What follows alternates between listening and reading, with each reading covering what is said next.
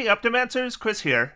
In my last 3 videos, I tier ranked every optimized build I've presented on this channel. There they are up on your screen. The ones bordered in red were from 2018 and 2019, the ones in orange from 2020 and 2021, and the ones in yellow, 2022 and 2023. So in this video, what I want to do is, first of all, be a bit more transparent on how I came up with these ranks. And it occurs to me that some of you might have interest in revisiting some of these builds. And I just want to say right now, I wouldn't necessarily recommend starting at S and then working your way down. I think I can give you better guidance than that depending on what you're looking for. And finally, I wanted to give a bit of a roadmap for builds on this channel leading up to the new Player's Handbook coming near the end of this year. Okay, so what should be apparent just looking at this is the spread from S to C is fairly close to even, a little bit less on B, and there are only a few D ranks, and this is all planned out. I didn't do any tier rank in the moment. They were all ranked before I recorded the videos. So the first thing I did is I gathered a list of all the builds you see here. There's 84 builds here, and originally I was just going to rank them based on viewer response alone. And the obvious way to do that is just to rank them based on views. So I ordered them by views, and I figured the top 20 are going to be S, and then the next 20 are A, the next 20 are B, the next 20 are C, and the final 4, all which had fairly significantly fewer views, would fall in the D rank category. But as I put them in order, I noticed that the older videos had higher views, because of course they do. For example, the first one you see on S tier is the Hexblade Spellbow. If we look at the analytics for Hexblade Spellbow, we can see over 132,000 views, which is among my highest. I have like 14 builds with over 100,000 views. But check this out. The build was posted on January of 2019. That's more than 5 years ago. And in the first year, it had under 30,000 views. And by year 2, it had more than double that. And then by year 3, it had about triple that. And 4 years? About 4 times that amount. And now at 5 years, about 4.5 times as many as the first year it came out. So this 5-year video, it's still getting about 30 views a day. Then, if you look at the first yellow build on the S tier, the Sorlock Revisited, it's got 117,000 views, so a bit less, but it had over 80,000 views in its first year, and 37,000 more since. But it's had less than half the time to accumulate views, so it kind of puts all the more recent builds at a disadvantage. Then again, I had fewer subscribers in 2019. I mean, a lot fewer, and all my videos had fewer views than they do right now. The Hexblade Spellbow had 6,000 views in the first month. My biggest bomb video this past year was my Dire Troll for Christmas video, where I presented a much more deadly homebrew Dire Troll that I used in a game I ran. And it's only gotten 9,000 views, but that's like 3,000 more than the Hexblade Spellbow did in the same period of time, even though it's the biggest bomb I've had in a year. And if I count videos by upvotes, it's the same thing. The longer they've been out, the more time to accumulate upvotes are there. And if I count videos by upvote percentage, that's even worse, because usually the views over the first couple days are from my subscribers and my fans, and so they tend to upvote a lot, and I tend to get 99.5 or higher upvote percentage. But the more views a video gets, the more people who aren't necessarily fans click on the video, and the percentages inevitably go down. I have lots of builds that hit over the 99% mark, but none of my 100,000 plus viewed builds have 99% or higher. They're all lower.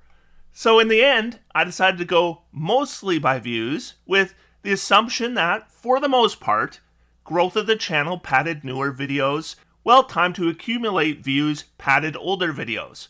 And I made a few adjustments for videos that were really new, like my Order of Scribes build currently has a bit over 40,000 views, which would put it at the low side of B tier.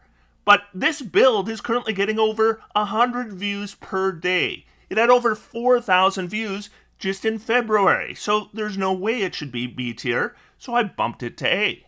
Otherwise, what you see here is 90% based entirely on views. I made a few adjustments when I thought a build deserved a lot higher than the views indicated, like Grapple Death Squad and the Terran Scare, or the other way if I thought a build didn't work, like the Ultimate Archer or the Monk in Full Plate. So that's where all the tier ranks came from, mainly from you, and ranking by views isn't perfect, and I recognize that, but it was really the best measure I had of what my viewers thought of each of these builds. Okay, so I'm going to assume that some viewers that are watching this might be interested in checking out one or more of these previous builds. I think it's a good guess that many of you watching have a lot of builds that are up on the screen that you have never seen or heard of before. And I figured it might be helpful if I give you a bit of guidance on which ones you might actually want to invest your time in. I mean, if you want to watch all 84, God love you, but I'm assuming most of you don't have the time for that. I talked about this a bit in the tier ranking videos, but the title of a video and the thumbnail, they have a massive impact on views, even though they have no impact on the quality of the build. I am under no illusion that Shadowblade Assassin, 1000 plus damage in one round, would have half the views, if that, if I had just said Shadowblade Assassin, lots of damage when you get surprise. And any build that includes the words Bladesinger or Sorlock or Hexblade or anything like that, it's going to get a lot more views. Also, a lot of my builds are dated, so they're a little harder to recommend. I mean, many of them assume that races have set ability score bonuses, but I would assume that most of you allow the customizing of ability scores since Tasha's. So for a lot of these builds, I'm picking the races by ability scores rather than by racial features, which was the right choice at the time, but it's not anymore. Then there's newer spells and feats and subclasses that weren't available, so what's the best options now might not have been taken. And these days, I tend to do videos covering class and subclass features as well as spell details in dedicated videos, sometimes leading up to a build. But in the early days, I'd pack it all together with the build, which would lead to some really long, multi-video builds that probably aren't so easy to watch anymore. If you want to make a good Sorcerer, you don't need me explaining for 10 minutes why the shield spell is good. So what I'm going to do is I'm going to plug a few of my build videos that you might want to check out based on what you're looking for. So let's start with spellcasting. If you want a build that does a lot of damage with spells, Let's Make a Bugbear is the video you want. You'll find it in my 2022 to 2023 build playlist. By the way, all those build playlists are in the video description. And this build is up to date. It wins initiative almost all the time, and it follows it up with a bunch of enhanced Scorching Rays for a ton of damage, right on round 1. But if Battlefield Control is your jam, check out the Control Druid build guide. I really don't think any caster in the game has the Battlefield Control capability of the Wildfire Druid, and if you don't know why, watch the video. If you want to play the most powerful possible spell sword, or Gish if you prefer, skip my Ultimate Spell Sword video. That's not the one you want. Watch Building a Bladesinger instead. It's on my 2022 to 2023 playlist. Do not confuse it with my older Bladesinger video, this one here. This one is not what you're looking for. Watch this one instead. If you want the most well-rounded spellcaster, then the Do-It-All Mage is probably my best example. Definitely, it's the most popular, which combines blasting, buffing, debuffing, battlefield control, summoning, teleporting, healing, and combines it with strong defense. It's my most viewed video for a reason, and it's in my 2020 to 2021 playlist. But if you just want the most powerful spellcaster, forget the rest, then the Time Lord is the video you want, because Chronergist is the most powerful subclass for the most powerful class. And this is my best build for that combination. Also in my 2020 to 2021 playlist. Okay, but what if you want a more martial style character? The Double Phantom is a straight class archery build that, as the thumbnail says, eventually triples my baseline damage. Now that's not until very high level. I mean, I put that in there for the thumbnail. It's not a lie, it's true, but it's not till high level. but at mid-level, it is still out-damaging other archery builds, even Battle Master fighters.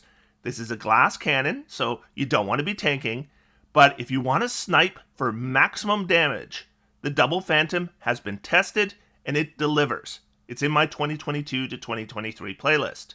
If you want a build that can take it as well as dish it out, well then consider checking out the Frostbane Barbarian. This build is made to take damage and punishes the attacker in the process.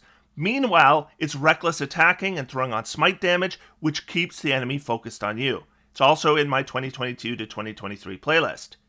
For a more straightforward hitter who can take it, then consider my Zealot Barbarian build. The damage is really high at lower levels, and at high levels you get one of the most fun features in the game, Rage Beyond Death, which makes you practically unkillable. You can really out-tank immunity to all damage. I mean, if you're playing in a one-shot or something that's level 14 or level 15, you might want to try this build out because it's going to give you a play experience that other builds aren't going to give you. Especially if you're feeling a little bit of 5th edition fatigue, this build is really going to give you a different experience. Playlist 2022 to 2023. Though, if you want the most ultimate defensive build that I've ever made, it's the Eternal Cockroach. It has the best armor class, the best saving throws, and hit points I've ever been able to put together. Now this one is older. It's on the playlist 2018 to 2019, and there is a little bit of legacy content that's going to need to be cleaned up, but with some minor adjustments, it still works. Okay, but what if you're looking for builds with cool rule interactions, where you take like unconnected features that just happen to work together really well? Quiver is an archery build that combines the Undead Warlock's ability to apply the Frightened condition with a Fey Wanderer Ranger's ability to reapply a Frightened effect that someone makes their saving throw against.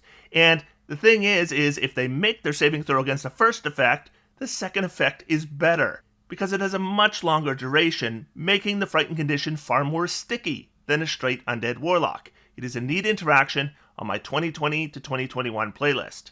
Grapple Death Squad, same playlist, combines the power of grappling with the Rune Knight with two other casters in the party. One lays down a spike growth, and the other hastes the Rune Knight, doubling their dragging distance, plus an extra action to dash and drag some more. It's a great combo build that does a ton of damage. The Shock Jock combines the force movement with lightning damage from Tempest Cleric, and then it combines it with the ability to switch damage types to lightning of the Scribe's Wizard. This allows you to push enemies, and in some cases, really far. That's in the 2020 to 2021 playlist. The Terran Scare, honestly, should maybe just be called Blade Singer Abuse, because it turns the attack action into Eldritch Blast plus a Mass Sphere effect with a single action. It's a cool interaction that works well in actual gameplay. I've seen it used several times, and I've used it myself. Playlist 2022 to 2023. So if you're looking for which builds you might want to check out, that would be my list. But going through these builds brought me to the conclusion that I kind of wish I could do some of them again. And then I could choose some more updated options and fit them into more compact, easier to watch videos, and maybe market them better with better titles and thumbnails. And why not? I can do that, so I will. There's gonna be some 2.0 builds this year, because for one, I just want a better build and build video for what I think are some good ideas. And two, I know some of you might not be switching to the new Player's Handbook in November, and you just might want the best builds I can give you. And this is a chance to make sure they are. And I'll tell you right now, Grapple Death Squad 2.0 is guaranteed, and it's probably coming soon.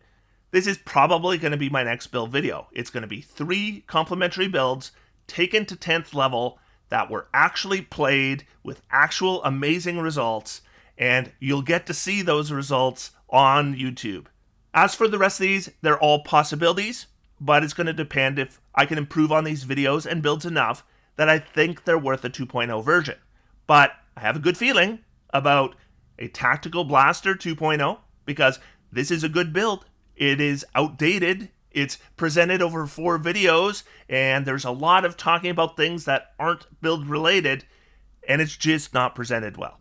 And the thing is I really want more people to share in some of the cool tidbits that are buried in these videos. I am pretty sure I can clean up this build and this video and update it and present it in a much more clean and viewer-friendly way. The Eternal Cockroach 2.0. This is just one of my favorite builds, but it's old and it's outdated. It uses rules that are now legacy content, so it's not even a legal build for a lot of tables. And it would be a shame to leave the 2014 rule set without an Eternal Cockroach you could play at any table today. The Tear and Scare 2.0. This is another personal favorite of mine, and this build isn't out of date, but I've had some ideas recently on how I could potentially tweak it even further, and if they do work out, I'll be sharing it with you. There may be more, but those are the builds I'm starting on, and that doesn't mean I won't have any original builds this year. I don't work that far ahead, and the idea is, if I see something and I think it's a good idea and it's going to make a good build, then I do the build and I make a video, and I don't know when that's going to happen. But that wraps up my wrap-up of optimized build tier ranks. Until next time, I'm going to sit back, relax, and have some fun. D&D is for everyone. Thanks, everybody, and I'll talk to you soon.